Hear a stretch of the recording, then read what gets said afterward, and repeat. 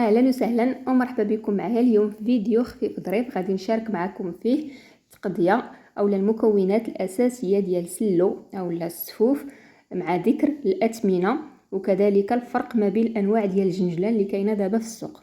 اول حاجه هنا البنات خديت الزرارع النافع حبه حلاوه والبسباس، خديت غير 10 دراهم من كل حاجه. الكميه كتراوح ما بين 100 غرام 120 غرام. صراحه الثمن ديال الكيلو ما عرفتش شحال. وعندي كذلك الجنجلان اولا السمسم، عندي هذا البيض هذا وعندي هذا اللي احمر. هذا الاحمر راه البلدي ديال المغرب، يعني جنجلان بلدي، الثمن ديالو داير 75 درهم للكيلو.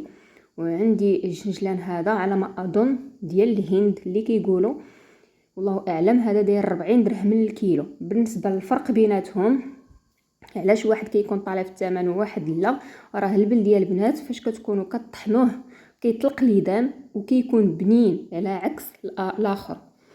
وعندي كذلك اللوز. هنايا اللوز خدينا على اساس انه بلدي، والله اعلم. عندي كيلو ديال اللوز البلدي داير 90 درهم للكيلو.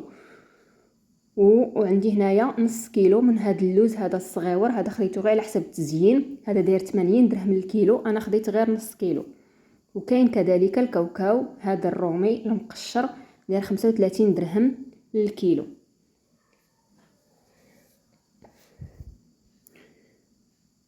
وبالنسبه لليدان خديت السمن اولا الزبده البلديه اللي كناكلوها كيلو ب100 درهم.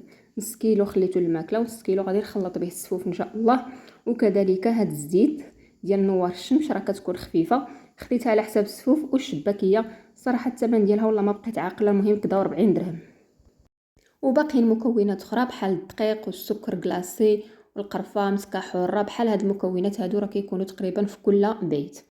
والى هنا غادي نقول لكم بسلامه عليكم، خليوا لي في التعليقات الاثمنه كيفاش دايره عندكم، والى الفيديو قادم ان شاء الله، مع السلامه.